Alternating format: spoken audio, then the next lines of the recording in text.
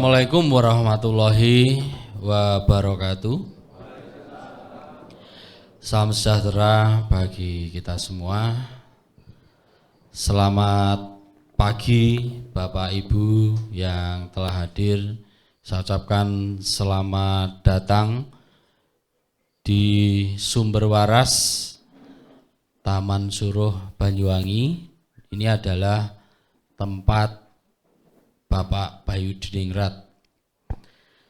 Sebelum acara dimulai, pertama-tama marilah kita panjatkan puji syukur kehadirat Allah SWT yang telah memberikan kesehatan, keselamatan sehingga kita bisa bertemu, berkumpul di sini untuk menimba ilmu dari Bapak Bayu Diningrat. Bapak Ibu, sebelum kita lanjutkan, marilah sama-sama kita berdoa menurut agama dan keyakinan kita masing-masing. Berdoa mulai.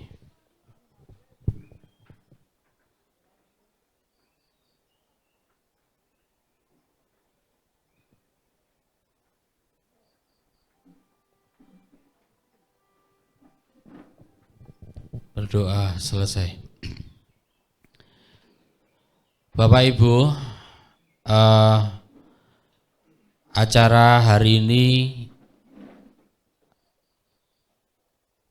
akan berlangsung sampai jam 11 malam.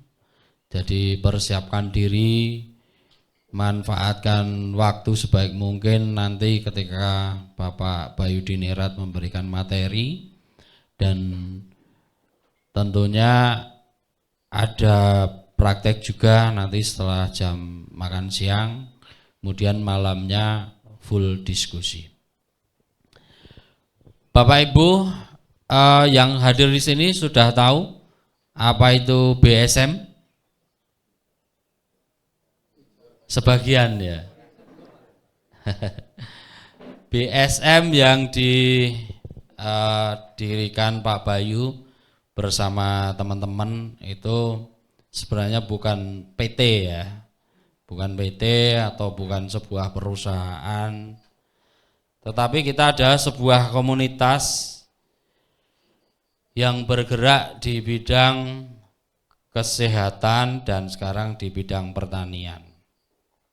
Jadi di awal mula pergerakan kita, di waktu saya mengikuti Pak Bayu, ya memang saya ada di bidang kesehatannya. Jadi makanya visi dan misi Pak Bayu itu kan membangun, atau visi misi Bayu Sehat Mandiri itu adalah membangun kesehatan dan pertanian dan kesejahteraan, kemandirian gitu. Jadi di dalam kegiatan-kegiatan Bayu Sehat Mandiri ini awalnya kita lebih banyak ke pengobatan bersama Pak Bayu. Kita datang ke pelosok-pelosok kampung. Jadi kita ada di Jawa Timur dan Jawa Tengah. Cuma kalau Jawa Timur ini kan masih banyak mungkin teman-teman yang di Jawa Timur ini yang belum tahu juga karena belum setiap kecamatan ada. Namun sebenarnya cita-cita Pak Bayu itu base herbal atau jaringan Bayu Sehat Mandiri ini bisa mencapai minimal tingkat kecamatan gitu. Jadi ya kita keliling sama Pak Bayu, datang talkshow, memberikan edukasi kesehatan gitu. Sehingga produk Pak Bayu Diningrat ini sampai sekarang itu kurang lebihnya itu 32 macam, dan itu benar-benar produk yang diciptakan Pak Bayu Diningrat sendiri. Bisa dikatakan Pak Bayu ini pelopornya jamu tetes herbal gitu. Dari sejak lama. Jadi di 32 macam produk itu bukan sekaligus tercipta. Ibaratnya misalnya ini pertama ketemu pasien yang penyakit A, kemudian ketemu lagi yang penyakit berbeda, nah, dibuatlah produk-produk tersebut. Dan produk-produk tersebut sudah mencakupi berbagai macam penyakit. Namun kan tetap yang namanya pengobatan itu nggak bisa dengan herbal saja. Keseluruhan dari apa yang kita makan, apa yang kita konsumsi di setiap hari itu juga mempengaruhi kesehatan kita. Karena kebetulan materi di sini ini juga ada membahas tentang herbal, tentang bagaimana nanti teman-teman itu bisa membuat jamu sendiri, bagaimana bisa mengobati keluarganya yang sedang sakit dengan tanaman-tanaman di sekitar kita. Gitu. Jadi kenapa sekarang lebih banyak mungkin teman-teman taunya dari pertanian? Nah, karena menurut Pak Bayu, kalau kita mengobati orang sakit terus ini nggak ada selesainya. Nah, jadi kita beralih dari banyaknya pasien, dari banyaknya keluhan orang-orang sakit itu ternyata mayoritas dipengaruhi dari apa yang dikonsumsi. Sedangkan apa yang dikonsumsi ini berasal dari pertanian, dari para petani yang produksi. Nah, petani-petani yang sekarang mayoritas mereka lebih mengejar bagaimana cepat, bagaimana hasilnya bagus. Mereka menggunakan cara-cara yang instan. Misalnya banyak ya, pupuk udah kimia, terus sudah mulai menggunakan rekayasa genetika gitu. Dan macam-macam. Nah, ini juga sangat mempengaruhi kesehatan kita. Pada prinsipnya sebenarnya manusia itu diciptakan tidak bisa sakit, karena dia akan memperbaiki dirinya sendiri ketika mau sakit gitu.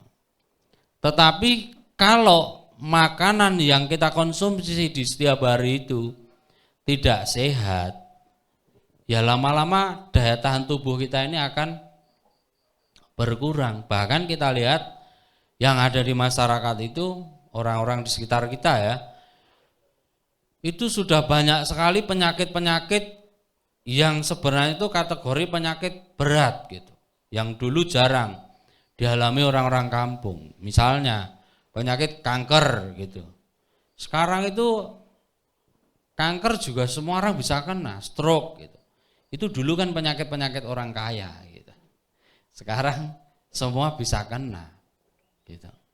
Bahkan anak-anak sudah kena alergi, sudah autoimun, sudah macam-macam, banyak sekali. Ada juga yang pasien Pak Bayu itu anak umur 10 tahun sudah kena diabetes. Karena apa? Pola makan, pola hidup masyarakat zaman sekarang itu sudah berubah. Mungkin karena ekonomi sehingga orang tua itu kurang begitu peduli tentang apa yang dimasukkan ke lambung anaknya gitu. Yang penting orang tua bisa ngasih uang untuk jajan. Nah, kita nggak tahu apa yang dibeli di luar. Kadang-kadang banyak makan makanan yang tidak sehat. Nah, contohnya semua makanan yang ada sekarang itu serba pengawet. Minuman gelas, macam-macam, pokoknya semua banyak. Sehingga kita tidak jarang menemukan anak kecil sudah menderita gagal ginjal. Sering sekali kita menemukan seperti itu. Ada juga yang anak SD karena hobinya minum minuman itu yang bersoda itu, setiap istirahat dia minum itu pakai es, tahu-tahu kreatinnya naik, gagal ginjal. Itu banyak. Ada juga yang terjadi seperti itu. Jadi dari sini kita jangan membiarkan sesuatu yang buruk ini terus terjadi pada keluarga kita minimal. Dan pada lingkungan atau orang-orang terdekat kita harus disadarkan betapa pentingnya menjaga kesehatan.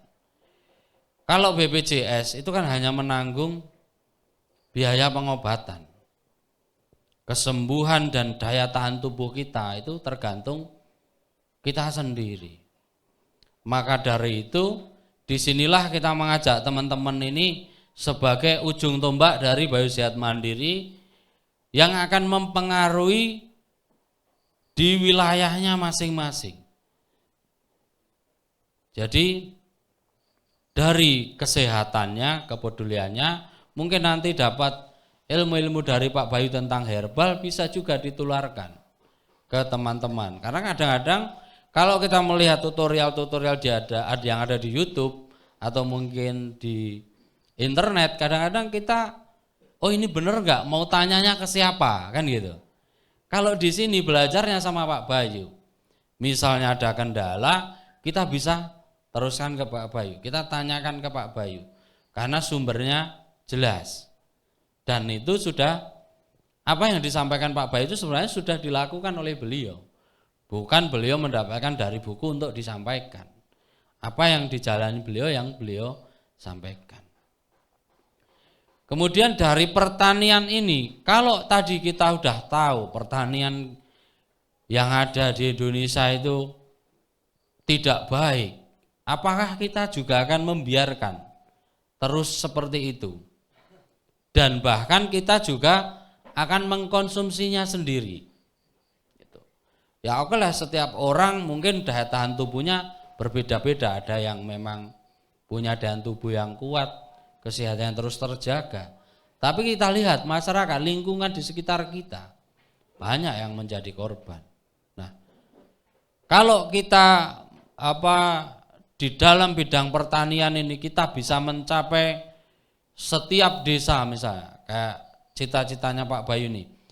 Nah, dulu itu kan bukan hanya pupuk. Dulu itu Pak Bayu itu pengen ada base herbal di setiap desa, ada tukang terapinya, karena di Bayu Sehat Mandiri juga ada terapinya untuk membantu orang-orang yang mempunyai keluhan misalnya saraf kejepit, kan harus diterapi. Orang-orang yang punya keluhan mungkin posisinya kurang pas, jadi sehingga jalannya nggak nyaman.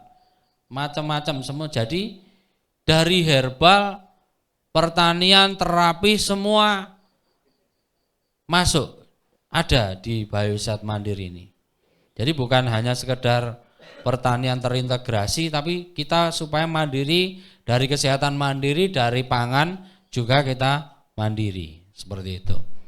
Jadi itu teman-teman sedikit cerita tentang bagaimana pergerakan kita di Bayu Sehat Mandiri.